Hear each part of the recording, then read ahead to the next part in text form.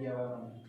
Karl Marx को अभी आप तो जैसे पढ़ेंगे इतना ज़्यादा डिटेल में जाते नहीं है पॉलिटी के बारे में, बट उसमें बुद्धिज्म में और मार्क्सिज्म को उन्होंने अच्छे से बहुत अच्छे से कंपेयर किया कि कौन सा बेस्ट होना चाहिए। ठीक है, तो कहने का मतलब और सबसे इम्पोर्टेंट जो कॉन्स्टिट्यूशन प्रोवाइड किया है, ठीक है, आर्टिकल 32 को हार्ट एंड सोल बुलाते थे वो।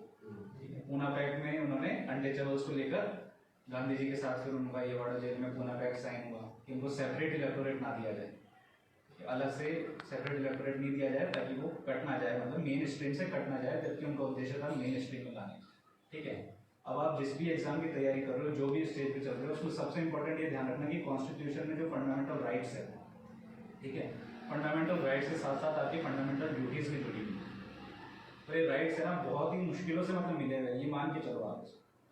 आज अपन किसी को, मैं आपको कुछ बोल दे रहा हूँ या आप मेरे को कुछ बोल दे रहे हो, ये राइट्स है ना इतनी आसानी से नहीं मिलते। लोगों ने बहुत लड़ाइयाँ लड़ी है इसके लिए, और आज तो हम लोग सब समझदार है, इतने ज़्यादा समझदार है, लिटरेसी रेट 78% के आसपास चली हुई है इंडिया में। ठीक है, उस जमाने में जो लोगों को अपना देश किसे कहते थे, उनको क्या बताओगे देश किसे कहते थे? लोग समझ ही नहीं रहे तो लड़ेंगे कैसे इकट्ठा?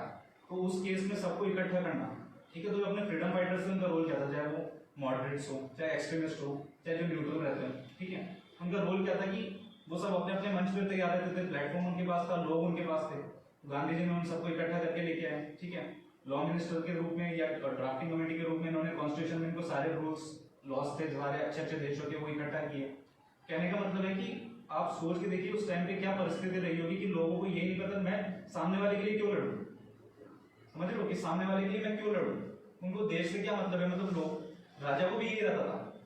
जब मिडिवल टाइम्स में तो राजा को क्यों, उनकी जो डायनेस्टी रहती थी, उनकी खुद की डायनेस्टी रहती थी, तो वही उनके लिए प्रजा थी, उसी को संभाला, वही उनके लिए देश था। कहने का मतलब इंडिया ऐसा सब कॉन्टिनेंट पूरा थोड़ी जानते थे कि पूरा भारत क्या होगा, कैसे जो बाहर के लोग हैं उन्होंने अपने पे राज कर रखा है। ठीक है, और आज मॉडर्न टाइम्स में बता दूं, मॉडर्न टाइम्स से जो मोबाइल है ना, ये न्यू फॉर्म ऑफ मतलब मोनार्की को ऐसा बोल सकते हैं, ये कंट्रोल कर रहा है अपने। ठीक है, तो एक चीज तो ये ध्यान रखना कि इससे कंट्रोल नहीं होना है। ठीक है, मतलब ये भी एक तरीके से स्लेवरी है, गुलामी है एक तरीके से। अभी तो आप बस जैसे आप फ्री होंगे या आपको पता चलेगा कि किस तरीके से गुलाम बना रहा है। ठीक है, तो इसको पॉजिटिव, मतलब साइंस है, इसको पॉजिटिव और नेगेटिव आपके हिसाब से यूज करना है। तो सबसे इंपॉर्टेंट चीज जो आज के टाइम में इसकी एप्लीकेशंस बहुत इंपॉर्टेंट है, लेकिन इसको आपके एग्जाम पॉइंट ऑफ व्यू से या जिस भी चीज की आप तैयारी कर रहे हैं सिर्फ उसी पर्पज के लिए यूज करें। उसके लिए बिल्कुल देखो क्या होता है कि सब लोगों की एग्जाम्स क्रैक करने की अलग अलग स्ट्रेटेजी रहती है। ठीक है, कोई एक फिक्स बात नहीं होता। जैसे पुलिस भी किसी को क्रिमिनल को पकड़ के लाती है तो उनसे पूछते ना कि इसके लिए क्या